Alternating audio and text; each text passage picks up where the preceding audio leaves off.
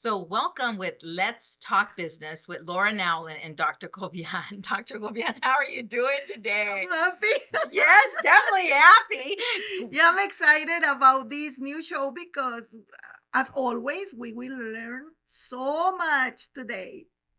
Right. Yes, and definitely with Carlos here he's with SBDC. It's Carlos Mejia Castillo, Small Business Development Center, and his role is a lead business advisor. And he was actually my advisor as well. So welcome, Carlos. Thank you Thank so much you. for joining us. No, thank you for the invitation. Now, how long have you been with the SBDC? I've been with the SBDC now for 5 years. For 5 years. And how Yeah, long has SBDC been around? Because I know you guys just had an anniversary. we did. Yeah, we've been around since the 80s, but in recent times, I would say that we've done a pretty good job in marketing and getting out into the community, so that recognition is coming into fruition. Awesome. And right now, the SBDC is actually under the Small Business Administration, SBA. So you Yeah. can share a little bit about that. Yeah, absolutely. So we're a nonprofit. It's a private-public partnership between the SBA and the colleges and universities of the region. We're part of a much larger association called America's Small Business Development Center. So wherever you find a recognized college or university, you usually see an SBDC center there, which is why we're affiliated with UNLV here in Southern Nevada. And as a state, our main office is housed inside UNR Business of College. No, awesome. And so I know with SBDC, when you guys are having events, there are some events that we have to pay that I've paid for, very minimal though, not even a real expensive cost. But most of the events have been free. And then me talking to you as an advisor or other advisors with SBDC, because I've had the opportunity to speak to more than one, someone's paying the bill. Yeah. It's not me, is it? No. Well, that's kind of It's been- maybe, yeah. So our core services in and of itself are at no cost and confidential. So that's part of our agreement with the community that we're helping and we're servicing. Any workshops, sometimes we have to bring in a subject area expert to talk about them. So we incur a great majority of the costs, and any costs that we do pass along to our clients are very minimal in that. But our funding comes from really all places. So we get funding from the SBA, we get funding from the universities that we're affiliated with. Some funding comes from the state, and then of course we got the taxpayer dollars. So the community is putting their money into these community resources available to them. Now, you mentioned workshops, and I think that most of us as business owners have heard of SBDC, SBA. But the question I have, Carlos, because a lot of business owners, they have attend Mhm. workshops, classes, any kind of training, but they don't know about the coaching part. Mhm. And I always think that if I go and attend a training, Mhm. I need help to apply it on my business Yeah. because we can do it by ourselves. I mean, it is exciting to learn, to see all the possible opportunities if you apply that. But the truth is that once the training finish and you don't see the professor, the teacher anymore, and sometimes you don't even talk to the other students that were there, it's like the information is here, but all you have here is a lot of frustration Yeah. because you invest time, you invest resources such as effort and whatever, and how do I apply it now? Yeah, and you bring up a really good point. So I can give you a real life example of that. Mhm. So just recently, we concluded a 6 week Spanish incubator program. So that is a program that we developed. We kind of took a model from what other states were doing for the Hispanic community, and we tried to kind of give a crash course in 6 weeks. Mhm. So right off the bat on week one, we kind of tell the attendees, the students, that we're going to give them generalized information. It's generalized information because across the room there's different businesses that are trying to be Right. developed. Now, the intention is to give you all of this information in hopes that you put it into practice, Mhm. right? That's where most people kind of fall off. So they sit through the class for the 6 weeks, and then after the 6 weeks they get to sit down with an advisor, so that now we're taking everything they learned from the class and we're personalizing it to their particular business. And so we're helping them also with the implementation of those concepts that they learned in the classroom. Now there is a lot of business owners who are listening the show that they already took different Yes. workshops, Mhm. and they didn't even know about this service. Correct. Do they need to go through those 6 weeks in order to get coaching and mentors, or they can just call you and say, hey, I already took this and that and I don't know how to apply it, or they have to go through the 6? No, not at all. So we're helping you at the stage that you're in and that your business is in. So sometimes people recognize the SBDC from a workshop that they attended, Mhm. right? And they're just interested in learning about marketing. How do you do some marketing? And then at the end of the class, you come to find out, oh, you can also sign up to get assigned a coach so that they can help you put those concepts into practice, right? So if they're coming to us with a workshop, if you're coming to us just wanting to talk to someone, we can help you at that stage. You don't have to go through a training in order to get an advisor. Now, Laura, do you remember that I got a marketing coach? I share with you that. Yes. Okay, so this is what happened. The marketing coach helped me a lot understanding that every time that I'm going to do a post, it has to be from the point of view of my client, not Mhm. mine, because Right. I was very technical. In my mind, I was always diagnosing in advance, thinking of all the possibilities, but that doesn't help. So that was amazing. I changed my mentality. But now what I need is how I can do it. And I'm not saying that the coach has to do it for me, but I need some sort of mentoring in Mhm. putting this flyer or this video or whatever together, so that this coach will tell me, you're doing it good, you're not doing it from your technical point of view as a professional, you are going to be able. I didn't have that. So you guys provide that? Yeah, absolutely. I mean, one of the things that I tell anyone that is interested in getting SBDC services is, it's in simplest terms, what we're really doing is we're giving you an outside perspective into your company that is not always the perspective of the business owner, right? It's Right. it's their baby. It's their baby. They don't necessarily see, the wrong side of it. But we got to think of the clients also, the people Right. that you're servicing, Mhm. and they're looking at you through that lens. So we're bringing that lens that the client might judge you on, and we're Mhm. giving you these different maybe tips that you can implement in hopes that you go and execute that. Then we sit back down and we talk about, did that actually work for your business, right?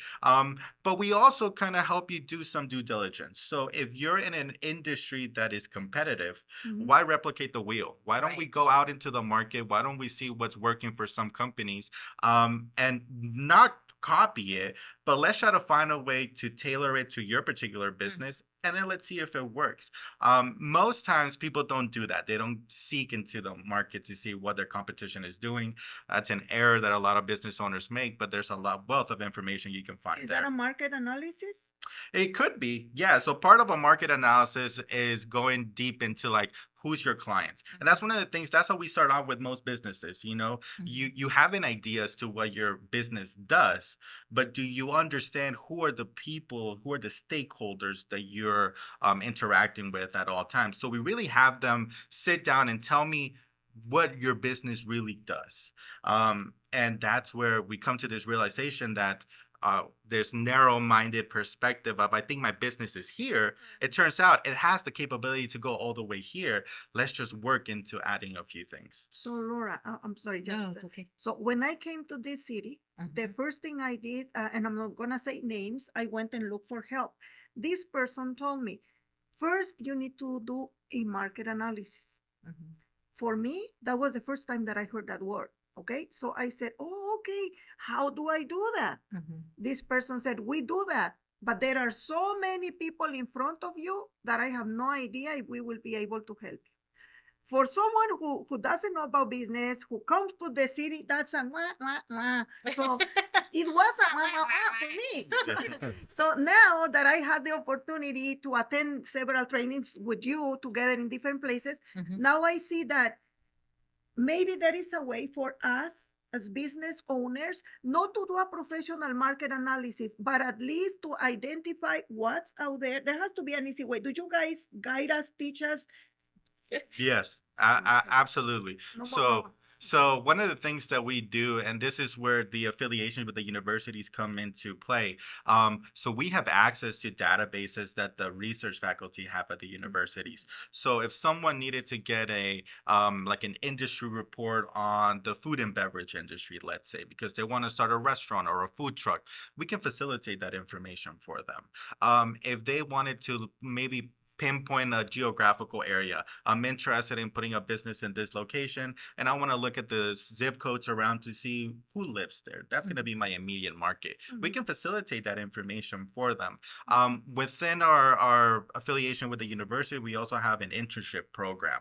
So we're taking these business students at times and giving them hands-on experience on real life cases. So they're helping us do some of that research on the back end, compiling it into a report that then we send out to the clients for them to review. And then from that point, we sit back down and we talk about it. So if I could share my experience, okay. For Christmas, I got a Christmas gift from the SBDC. So I got an email from Albert saying, one of the students has completed a website assessment on your website. Here's how your website looks, and everything already done. Wow. Okay. They're doing it for you. I didn't have to go in there and do it. So like he says, they're on the outside looking in. This is what your business looks like. And here are some recommendations. Do you have to do them? No, we're just recommending. You may want to do this. Okay. That's one. Another thing that happened to me is during COVID, I'm like, I'm going to go to a different state. I need help. I'm thinking of going to Texas. Can you hook me up with someone in Texas, right? They helped me enroll with someone in Texas from SBDC. They did the research for me as to what area, what would make sense and what would not make sense. All you have to do for SBDC is first, you have to go onto their website and you have to enroll, because that's how they're able to count and get their funding, is because, Dr. Gobian, one more business just enrolled. And so now you can go ahead and schedule appointments with them. Okay. I've been on conversations with them where they ask you the tough questions. I've been on the phone with Carlos. It's like, Carlos, really? You have to ask me those questions. I haven't thought about that. I'm sure they want to hear at least one of that. Yes. It's like, well, what are the other staffing agencies doing out there? Have you gone onto their websites? Laura, let's go look to see what the other staffing agencies are doing. Why have you been with temp to hire for this long and you're still not maybe at the level you should be at? Wow. So it's a free business coach, free business advisor that you get because it's our taxpayer money paying right for this. So we're about to go to commercial. We still have a few minutes though. Anything else? What part of the enrollment? Should they enroll based on their state? What are some of the guidelines on enrolling? Like Dr. Cobian wants to now work with SBDC. How does she do that?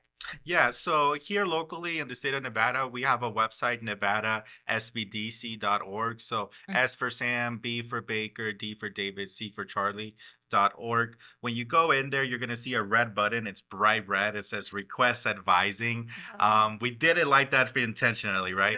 So you would click on that. You would sign up as a client. So it's a 6-part questionnaire. Essentially, we're getting contact information from you, information on the type of business that you have or that you're looking to start. All of that information with the intent to assign you to a correct business advisor. So we have different business advisors with different experiences in different industries. And so we always want to assign you to the right person depending on your needs. So that would be the best way here locally. But then, of course, we also have, if you were to Google Find My SBDC, it's going to take you to our national website where you can look us up by state or by zip code. I always recommend the zip code because that's going to connect you to the closest center to you. Right. And you actually come to our locations. You can do it virtually. There's so many different ways that we can do this, right? Yeah. And then we're on your email newsletter blast list, right? So then we're Yeah. also getting different events that you guys are hosting that we could be a part of. Yeah, so Right. once you're in our database, you're in there for good. Mhm. So it doesn't matter if you're not meeting with an advisor on a continuous basis, you're still going to get looped in on the information that comes from the state that sometimes we're the first to know, which is great because then we can pass it along to our clientele. And you're absolutely right. We love to take field trips down to visit the business owners. We understand that sometimes it's hard to pull them away from their business. Right. So going to theirs might be beneficial, especially if it's a restaurant, because I love to eat. So we'll go over there. Invite Carlos out to lunch. Yeah. So we're going to go ahead and go to commercial and we'll be right back. Hello, this is Dr. Kovian.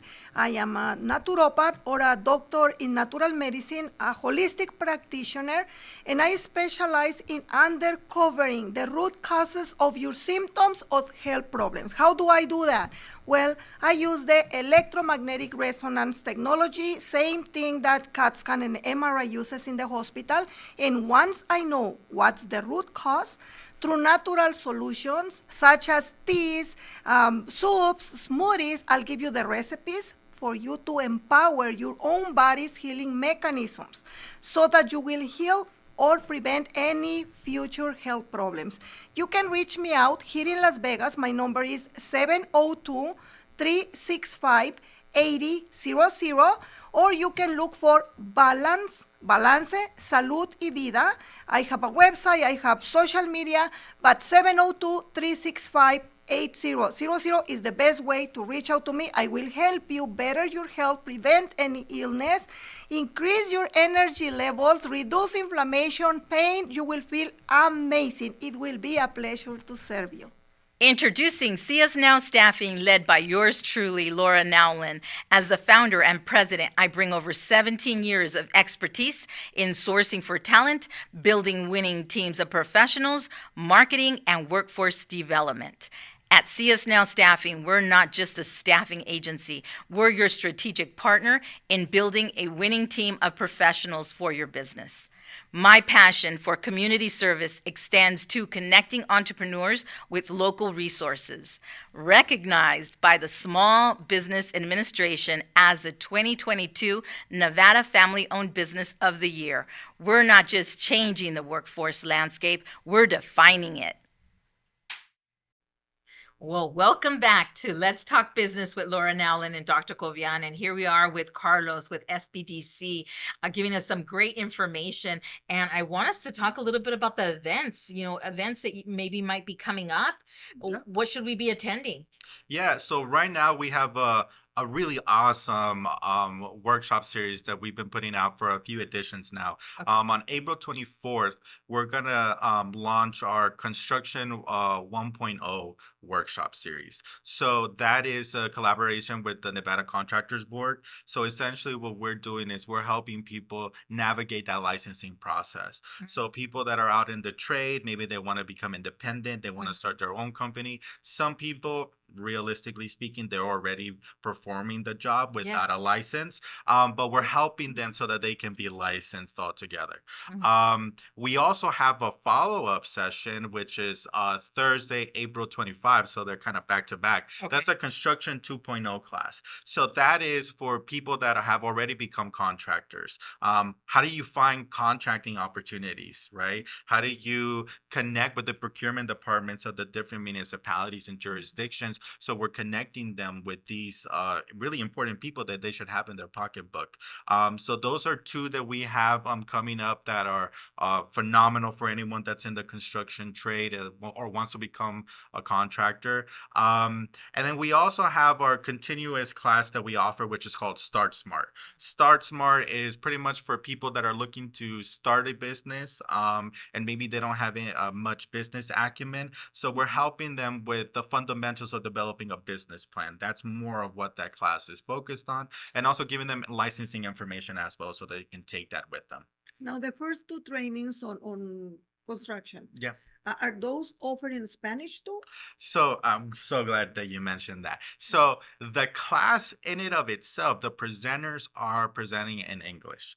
Now, we were able to get a few interpretation apparatuses, so they're earbuds that people can put in, and it's translating what the presenter is saying in real time. Mm. So we have that, and we've actually, in the previous edition, I was talking with my colleague who actually facilitates that class. We had people not just from the Hispanic community. We had people that were attending that spoke Tagalog, that spoke Mandarin, Mhm. and they were in that class along with Spanish speakers, and they were listening to that class in their native tongue. Wow. So that is something that we're very proud of. So there's no reason why they should not be attending those classes. There's definitely ways for them to understand the information. And like it was mentioned earlier, there are a lot of people that they don't have a license and they are already working because they need to. Yeah. So the people who are interested in these two trainings on construction, if they don't have a social security but they have an IT instead, obviously they are able to get a license. Thanks God Yes. for that.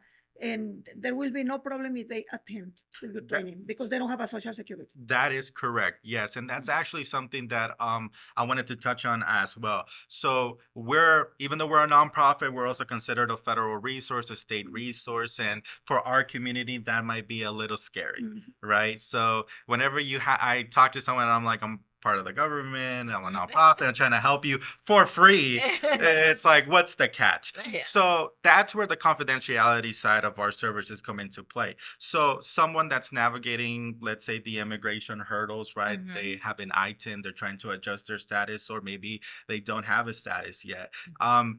That's something that is important for us to know in order to coach them through Right. some hurdles that might present themselves. But we don't share that information with anyone. So all of the clients that we service, we're binded by a confidentiality agreement. So we never share who Mhm. we're helping.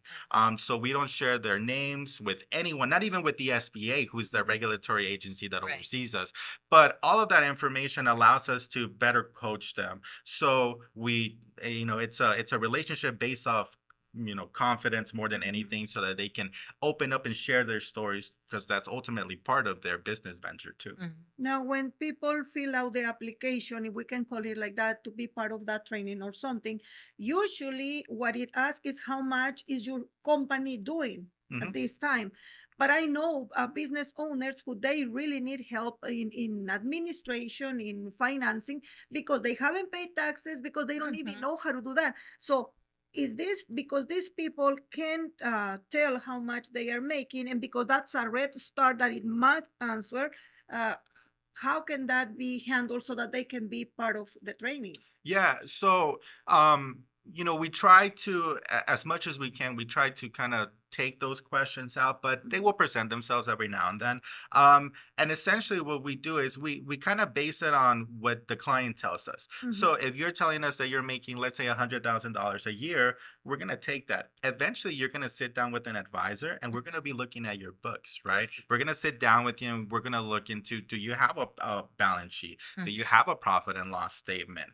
Sometimes, as scary as this might seem, this is the first time that they're hearing these terms, right? And so we're kind of helping them structure that. And one of the good things about signing up for our services is that you actually get access to our network of professional referrals. So sometimes when you're in need of a CPA, because we're kind of limited on, we can't give you tax advice, we can connect you with someone that has been vetted through our organization, that has their proper licenses and that won't hard sell you on their services. So we refer you over to them so that you can get that professional advice and that professional service altogether. So we kind of do the uncovering. We tell you what you need to fix. Sometimes we help you fix it. Other times we may refer you No, out. but he mentioned about the terminology, and let me share this.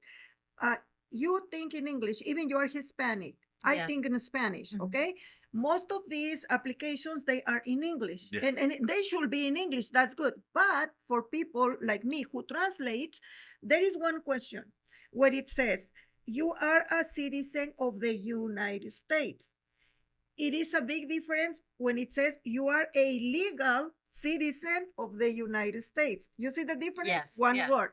So marking that you are a citizen of the United States, it's they need to hear this. Mhm. Does this imply that they are legal, or just because a lot of people with IT, that's why they don't sign up, because they see that and they are like, no, I don't want to lie. So what I Yeah. hear Dr. Gobian saying is that question even on the application process, I don't remember. No, it's not. So we don't ask any of our clients that are registering any Mhm. immigration questions. Mhm. That's something that comes up one-on-one with the advisor because we're already binded by that confidentiality agreement, right? So if someone comes in and they're telling me, I want to start my business, I have an ITIN number, but I'm looking for capital. Okay, well then that helps me navigate what banks I might be able to refer you to. And it also helps me understand what type of resources I need, right? Because if we see that these are the types of clients that we're servicing, we need to go out into the community and find resources that then we can present to them. But no immigration question is asked in that application. So QuickBooks is the most common application service system used for any business, Mhm. right? And so right now, are you guys offering any classes with QuickBooks? We are, yeah. So we just concluded a two-part series. One was in English, one was in Spanish. So we actually within our staff, we have QuickBooks instructors. So these are people that can help you from setting up your charts, all the way down to kind of looking at how it's structured and are they being categorized or your expenses and revenue streams being categorized in the right manner. So we concluded that series. It was a webinar, so we recorded it. And now we have the opportunity to also facilitate that for our clients. So anyone that comes in and is looking for that QuickBooks information, we can present them that webinar so that they can take a look at it. It's 4 parts. So just depending on what module they're interested in, or we can give them the whole series so that they can take a look at it. Do you ever teach those in Spanish? We did, yeah. So we had an English version and we had a Spanish version that allows us to then archive those webinars, those modules, and then we were able to pass them Now, out. after COVID, most trainings became online, Yeah. but there is a lot of business owners like me who prefer in person. Yes. Do you have any QuickBooks in person, or are you planning on teaching that? So the thought process behind the webinars is that we're able to reach a much larger audience, Mhm. right? Right. Which is what we try to do, especially because that was a nationwide webinar that we were doing. I would say that right now a lot of our actual workshops are in person. But if someone were to come in and just looking for that QuickBooks assistance, we would connect them right away with one of our QuickBooks instructors so that they can sit down and they can get the ball rolling on that. That's So amazing. they don't have to take that webinar first. Is someone who's enrolled in SBDC, are they, is there a max amount that they can meet with the advisor? Or is the advisor, if the advisor's willing, would they be able to meet with them on a weekly basis? Or like, no, you only get once a month? If you could talk a little bit about that. Yeah, so realistically speaking, maybe weekly wouldn't be feasible. Okay. And here's the thing, like anything, there has to be a deliverable every single time that we're meeting, right? Otherwise, these conversations become a little bit redundant. So if we're talking about something like, let's say, QuickBooks, right? We're gonna strategize as to what you need to fix, and we're gonna schedule our appointment so that the next time that we meet, we can take a look at where we left off. Did you do your homework, right? So that's what we're essentially doing. So we're giving the clients homeworks based on the conversations that we're having. We're having them execute on that so that then we can sit down and talk about that.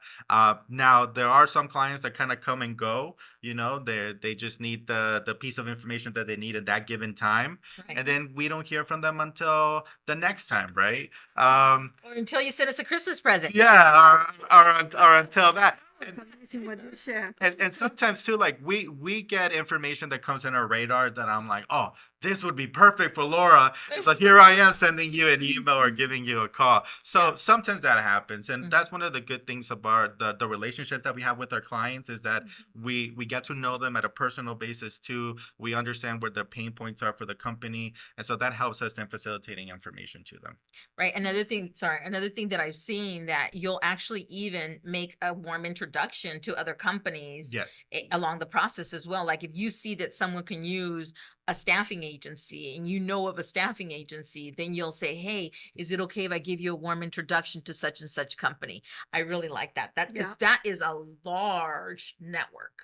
Yeah, Right. no, absolutely. So part of our responsibility going out to community is identifying resources that are available. It's connecting with companies that are already established, to kind of find, how we can build bridges, right? There are times where we have a contact at a particular licensing agency, for example, Mhm. and I know it's hard to get them on the phone sometimes, or better yet, talk to someone in person. So if we can help you get to the right person, we'll definitely do that. So we'll send a warm introduction. And sometimes it's not far fetched for us to connect a client that we're servicing with another client. Like if sometimes like I'm hearing the concepts that they're trying to implement, and I'm like, you should be talking to this other person that I spoke to last week. Mhm. And so then I talk to them about, can I introduce the both of you? Because I feel like having a conversation would be very beneficial, and they allow it. So then I'm able to do that. Awesome. Did you have any other questions? If not, I'm going to ask one more. No, I'm just counting the minutes Yes. for the show to finish so that I Almost. can push that red button. To enroll. Last question then before we end. Obviously, our time goes by really quick. How does SBDC, how do they consider a small business, right? When is a business too large to even seek out your guys' services? Yeah. Yeah. Yeah, so we go by the SBA definition of what a small business is, which is less than $50 million in revenue, less than 500 employees. Wow. So when you look at that, there's a lot of companies out there that you wouldn't consider to be a small business, but they definitely fall into that definition. So we're our bread and butter is really those micro businesses, those businesses that are just getting started. Those are the ones that are coming through our doors. Now, us being out in the community allows us to connect with the already established businesses that we can help scale. But that's a definition that we go by, and there's a lot of businesses out there that fall into it. Yeah, no, so definitely the best place to go then is the sbdc.org website then? Yeah, NevadaSBDC.org. Okay, awesome. Well, thank you guys all for joining, and make sure that you're tuning in to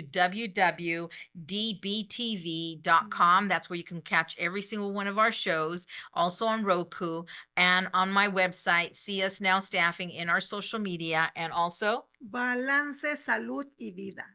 yeah, till the next time, Carlos, thank you so much for being on the show. All right. Thank you. Great. We'll see you guys on the next time. God bless. Bye.